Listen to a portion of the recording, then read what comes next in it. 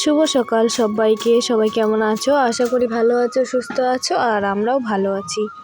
দক্ষিণ দিনাজপুর জেলার একটি ছোট্ট গ্রাম থেকে আমি বেলি অনুতনু ব্লগের আরও একটি নতুন ভিডিওতে তোমাদের সকলকে অনেক স্বাগত আর অনেক ভালোবাসা জানিয়ে আজকের ব্লগটা শুরু করলাম। সাথেই থাকো, সারাদিন দেখতে থাকো ব্লগটা, আশা করছি ভালো লাগবে।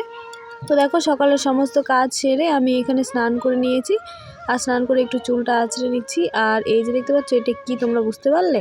মানে দেখে তো বুঝতে পারবে নিশ্চয়ই, কিন্তু একটু মানে নিচেরটা পচা ছিল, তো সেই জন্য আর কি জিজ্ঞেস করছি যে বুঝতে পেরেছো কি না। এটা হচ্ছে অ্যালোভেরা।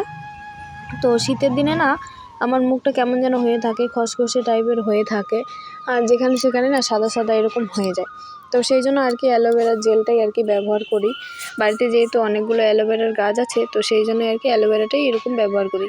তো যাই হোক, দেখো সকালের সমস্ত কাজ টাজ সেরে এখন আমি হচ্ছে ভাতগুলো ভেজে নিচ্ছি। মানে আগের ভাত ছিল কালকে রাতের, তো এগুলো ভাত ভেজে নিলাম, আর একটা বেগুনও হচ্ছে ভেজে নিয়েছি।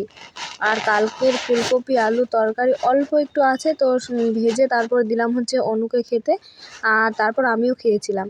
খাওয়া দাওয়া করে তারপর স্নান অনুকে আর তনুকে দুজনকেই করিয়ে দিয়েছিলাম, কারণ তনু অনেকক্ষণ ধরে খেলা করছিল, তো সেই জন্য ওর না গা হাত পা একদম নোংরা হয়ে গিয়েছিল, তো সেই জন্য স্নান করিয়ে দিয়েছি। আর তারপরে এই যে এখন কোথায় যাচ্ছি বলো তো? এখন যাচ্ছি হচ্ছে তনুকে কাঁদাতে। মানে তনুর আজকে ইঞ্জেকশান আছে, তো সেই জন্য ইঞ্জেকশান দিতেই যাচ্ছি এখন সেন্টারে। মানে আশা দিদি ফোন করেছিল, যেতে বলেছে, তো সেই জন্য আর কি যাচ্ছি। তো আজকে এদিক দিয়ে বেরোচ্ছি, মানে এই গেট দিয়ে বেরোচ্ছি, বাইরে মানে আমাদের ঘরের গেট দিয়ে আর কি। আর ওই দিকের বাইরের দরজাটা কিন্তু লাগিয়ে দিয়েছি। তো সেন্টারে গিয়েছিলাম, ভেবেছিলাম যে সেন্টারে গিয়ে মানে ভিডিও করব, তো ওখানে এত লোক না, লোকের মাঝে আর ফোন বের করে ক্যামেরা করার মানে ইচ্ছে করলো না আর কি। তো সেই জন্য আর কি তোমাদের সাথে আর ইঞ্জেকশানের কোনো কিছুই শেয়ার করা হয়নি।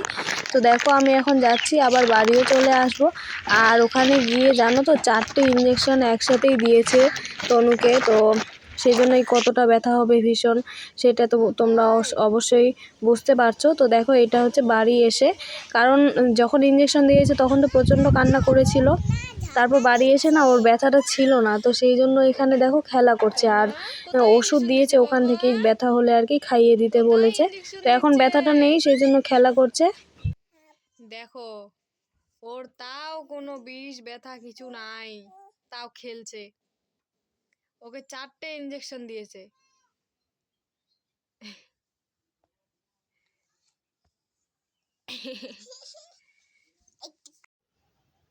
অনেকক্ষণ খেলাধুলার পর তারপরে কান্নাকাটি করে টোরে তারপরে এই যে ঘুমালো।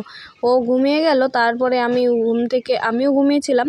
তারপর ঘুম থেকে উঠে এই যে ভাত বসালাম, কারণ সকালে তো তোমরা দেখেইছিলে যে হচ্ছে আমি ভাত ভাজা করে খেয়েছি, আর রান্না কিন্তু করিনি। তো সেন্টার থেকে এসে অল্প একটু শুয়েছিলাম, আর তারপর এখন বাজে হচ্ছে 2:30।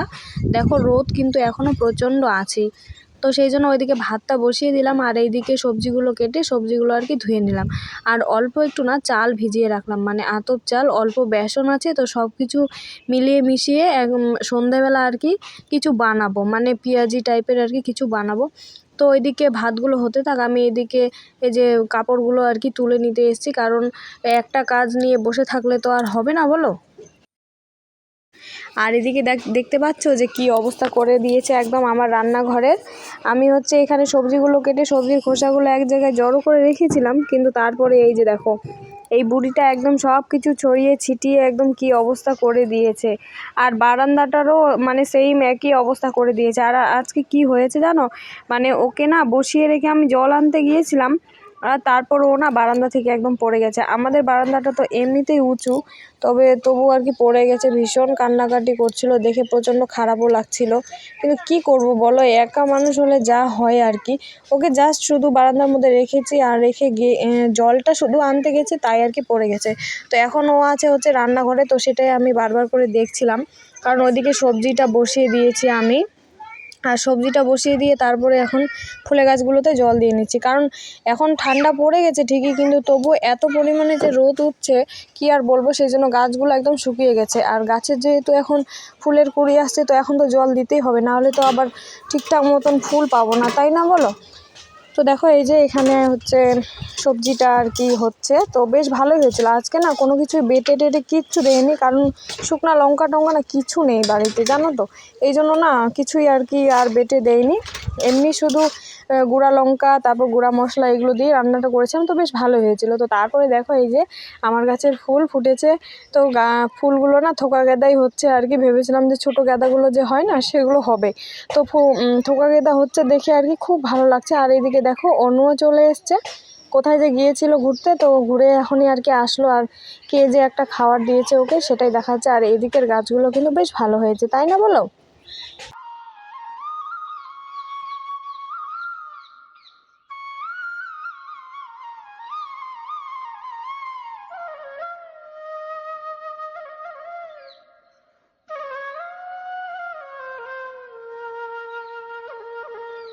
তারপরে সন্ধ্যাবেলা বানিয়ে নিয়েছিলাম এই যে গরম গরম পকোড়া, তো পকোড়াগুলো ভীষণই টেস্টি হয়েছিল, কি আর বলবো।